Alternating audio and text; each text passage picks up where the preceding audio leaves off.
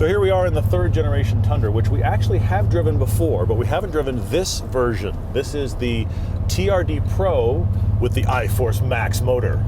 It's to the max, yo. I think truck owners kind of approach this truck with skepticism. Okay. Because it's not a V8. Yeah. It's not the proper V8. Well, even prior Tundra owners, because this is the problem with the updated Tundra and Tacoma, is they left those naturally aspirated motors that are lauded and were incredibly reliable and bomb-proof, and they've gone to turbo motors, and in this case, turbo hybrid. Turbo hybrid. Twin turbo V6 making 437 horsepower and 583 pound-feet of torque, which is almost 600 pound-feet of torque.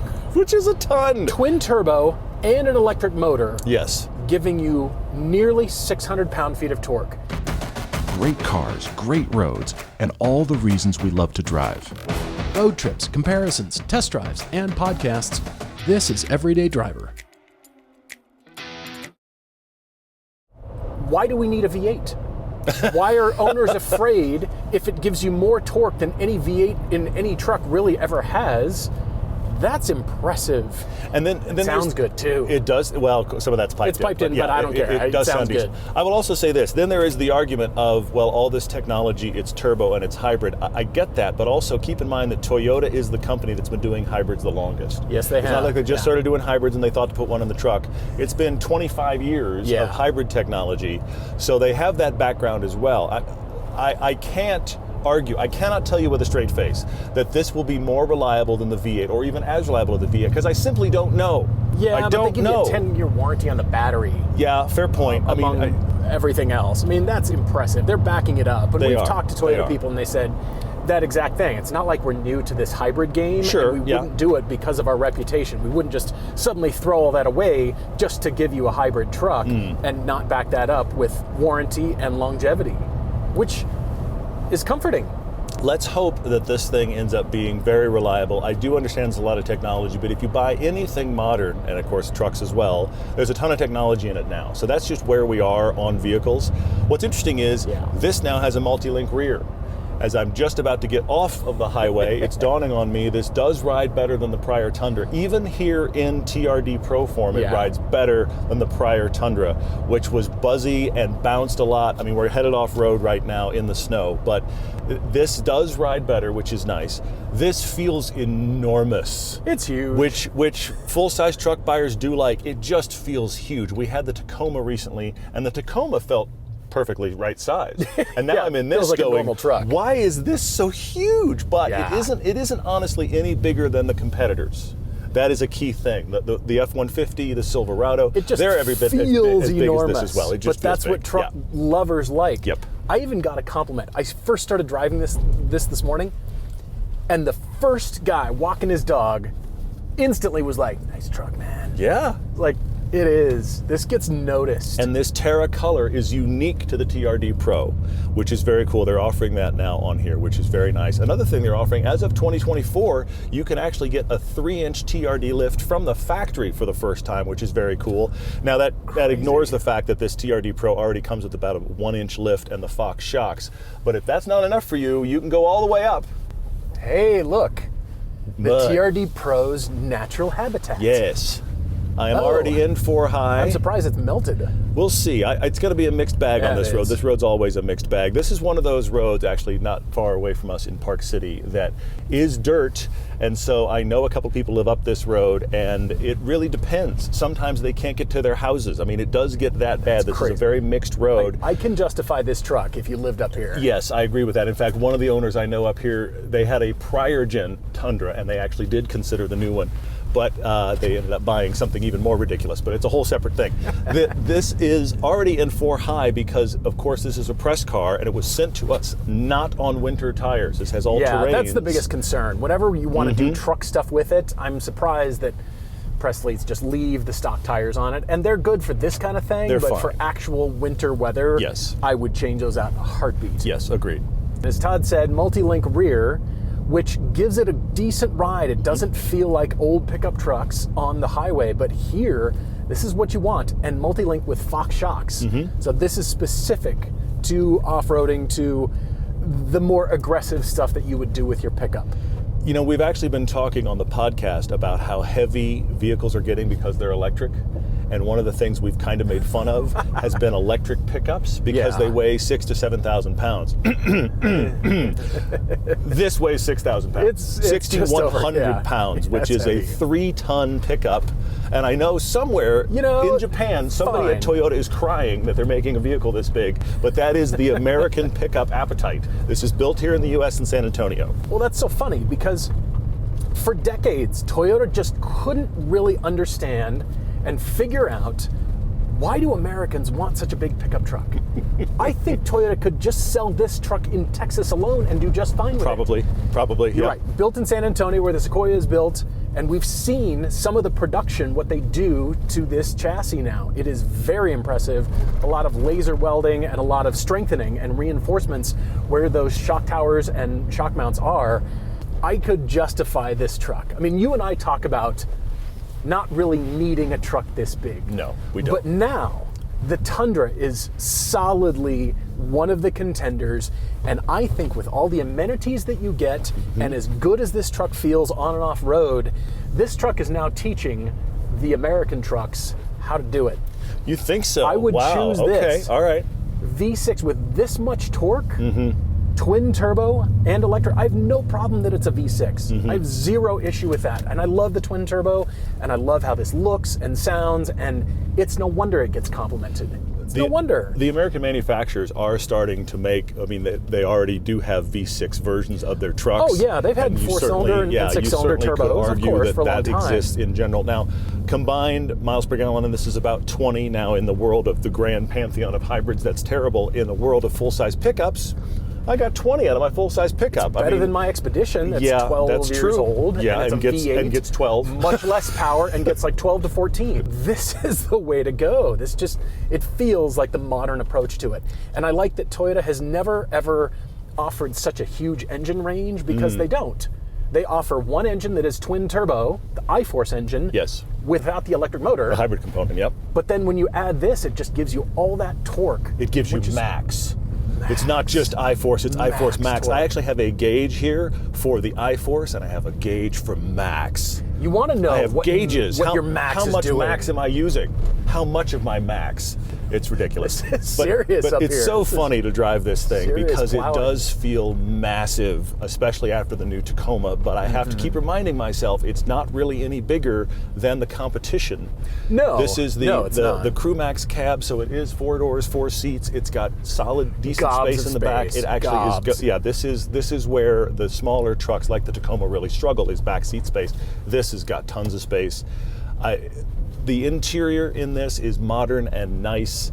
I enjoy this as a truck. Now, I'm not saying, I don't think it revolutionizes. I don't think it actually stands out front of the American manufacturers.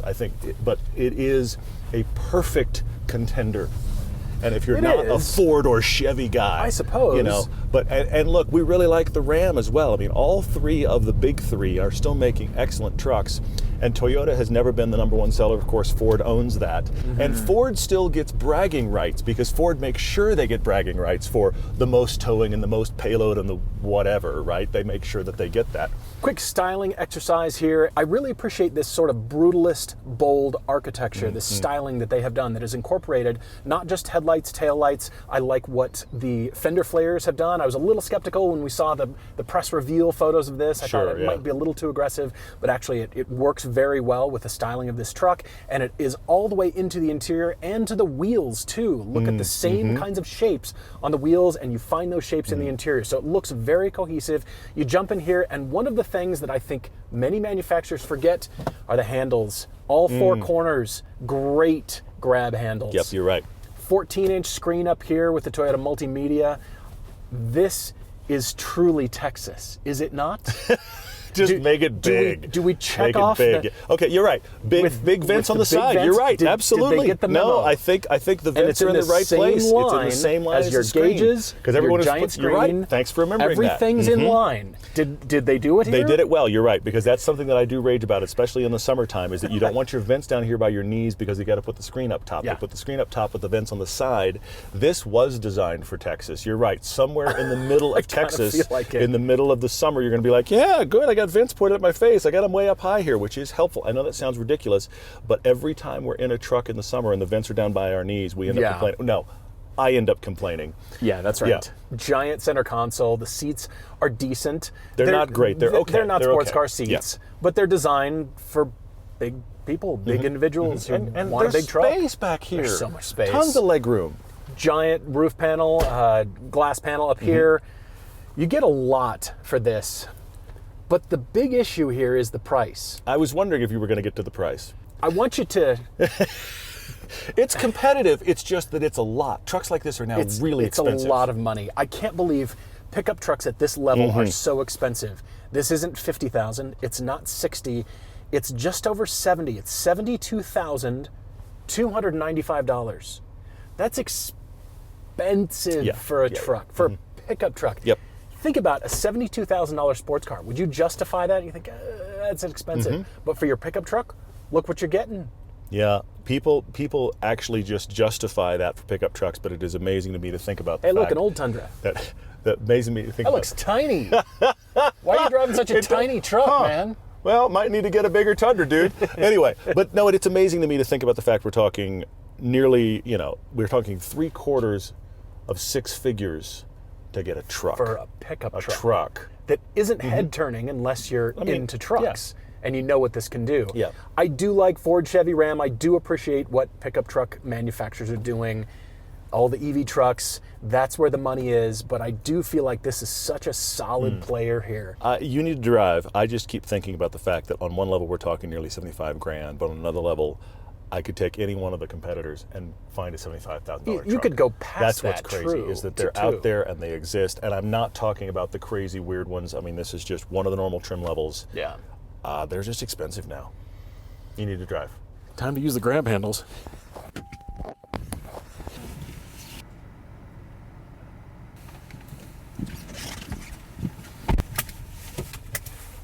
I like that I can see design brief influencing the interior. Okay. Can you operate the interior with gloves? Yes, you can. Yes, you can. The knobs, the dials, everything you touch.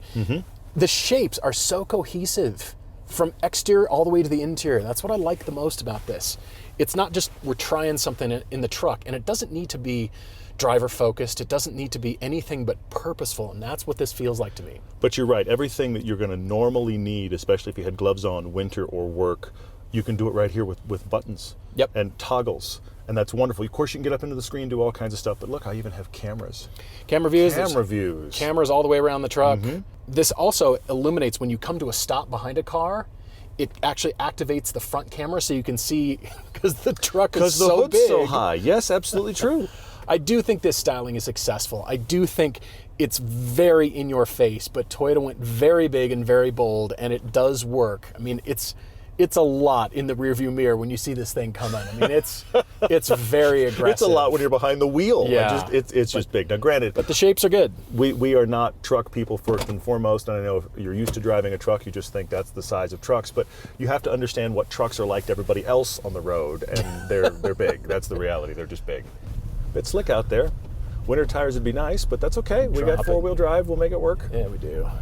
Just dropping a gear. We're still in 4 high. Yep. You've got 3 different drive modes: normal, sport, and eco mode, which is fine. I don't know when you're ever going to drive this around in eco mode, because it's not why you buy a truck. I don't think. I dropped my son off this morning. It was icy. I actually turned the traction control off and just did a 360 in the parking lot after I dropped him off, because I'm that dad. Because I'm that dad. It sounds great to me. You know, I think we've been accused in the past of not really knowing the essence of what truck owners want, but you see most of these used 90% of the time on road. Yes, you do. This is not something you could take rock crawling, but I bet you it'd do just fine. It would do fine with it. You need some more clearance maybe, but I'm sure it would do just fine. I mean, the 3-inch TRD pack. Yeah, if you got that. You get the 3-inch lift from TRD. Of course, this TRD Pro already comes with, different sway bars and skid pads as well. So I mean, you could take this and get a little bit hardcore with it. That's obviously not what this is, but again, not really. There are people that live up this road that can't get up this road in a storm. So that this is the road that a truck like this makes sense. Even with these sort of mild street / somewhat dirt road tires, all-terrain tires, whatever. All-terrain does not include. They're fine. Snow. The weight of this thing. True, 6,000 pounds and the four-wheel drive. Four-wheel drive is like no worries here. Yeah, electronic locking diff, which is cool. Yeah, I think I'm really trying to justify 72 grand because I want the truck. I mean, if I were looking for a truck full size, you got just over 11,000 pounds towing capacity in this thing, which is, you know what? Every truck manufacturer tries to claim the highest number, but that's still a lot. Well, but this is a key thing you're hitting on, is there are definitely ways that you can actually spec out a Ford F-150 and wind up with more towing and more actual cargo bed capacity than this has, because Ford wants to make sure they have the highest number. Great. It is, in trucks, just like in sports cars, but for different stats, it is a numbers game. I want to be able to brag I have the most. In trucks, it's towing. In sports cars, it's 0 to 60. And the reality is, 11,000 pounds of towing here? What are you towing? The average person buying this will spend more time in Starbucks than towing. They will. You live on a road like this, I get it. Doesn't mean they might not ever tow, doesn't mean they don't tow the boat on the weekend, but tell me honestly, if you have a car like this, you go through Starbucks every day, you tow once a week? That's still a lot for most people. Towing once a week, 72 grand. It's a lot. It's a lot. Yeah, starting to breathe on $75,000 for this is a lot. This feels quite robust and capable. It does. It does. It does feel that longevity here. Well, and it has a stiff pickup ride here in the background, but at the same time, once we get on the freeway again, we're both going to be pleased with the fact that while it never stops feeling big, it always feels big. Yeah. It isn't jittery on the freeway anymore, which I do appreciate, because it was before. It's a good mix of true, solid off-roading. I mean, great capabilities. You could do descent control here. We don't need to, but you could. It exists. It does all those things. If it were slick, maybe I'd try it, but this is fine. A lot of piped-in noise here, but it's a good noise. It's a noise that sounds robust, I'm fine with it. Truck noises. I'm totally fine with it. I mean, this is such a solid long-term contender. It feels like it, doesn't it? I'll be very curious to see what the actual longevity of this is. And again, we don't know. What are these like in 10 years? What's the resale value? What's the reliability? Right. I mean, I'm going to actually believe that because of the reputation, unless something goes catastrophically unexpected with these, they're still going to keep their residuals. They're still going to be really robust and reliable long term. Let's hope so. This is not new technology going in this truck. It's new for this truck, but it's not new in general. And that's the thing that we're going to have to count on. I'm very impressed with this from every angle. I love the look of it. I always felt like the last Tundra, while good and reliable, never seemed like it looked mean in any spec. This does look more aggressive than any of the other trucks. And that is something that matters in trucks for sure. Getting dirty. Yeah, let's do it. All right, see, now you can actually go to sport mode and use power. I could. Yeah. All right. There you sport go. mode. There it is. Engage.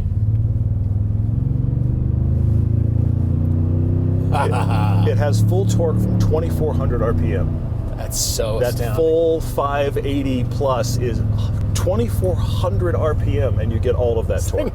It moves like a small car. It doesn't feel like a small car, but its takeoff is much better than it should be for something this scale. Absolutely. All right, so the takeaway is, if you want to buy a pickup truck that you get compliments in, it's the TRD Pro Tundra. Oh, you know what my other favorite thing about this is? I know everybody does some sort of cool thing with their tailgates. Yes. But I do like the touch pad at the left rear taillight to drop the tailgate. Sure. What's cool is that Tacoma actually does it both ways. It will actually close the tailgate for you if you do it again, but why are we still having to open our own tailgates? Just use the button. Oh, see, you're one of those people that doesn't. The irony is, you love to interact with doors. You love the sound of a good door, and yet you so appreciate when the door does it for you. But the tailgate goes the opposite way. I don't care about how the door sounds, but I really, really want to do it my damn self. So, well, whatever. you know. This is how one of the many ways we're different. Yes. The tailgate hinges differently. It does it. You can also do it from the fob. I mean, it's one of those things. So this I actually drove it in 5 degrees on an icy morning, taking my son to school, and it popped right to life. That was another thing where the hybrid like kicked on and everything went live, and then it kicked the engine on, and then it warmed itself up. The heated seats are on alert. They are on alert. They're like waiting. Please use me. Yes. Please. They are. Did they you are crank hot it up? Fast. Oh yeah, it's terrifying. You could cook food. You absolutely could. You could put a skillet. They are ready. I mean, I'm telling you, 5 degrees this morning. I turned on our heated seats. My son got in. He was like, "It's nice and warm in here." I was like, "I just started it." Yeah, that's amazing. It's great. Yeah, that's what you want for winter. Like it. Yep. Okay, we got to come up with 72 grand. It's not our thing. Get one of these. We don't need one, but it's a contender, and that's what I really like. Yeah. And it's a good upgrade, which is really cool as well. Great upgrade.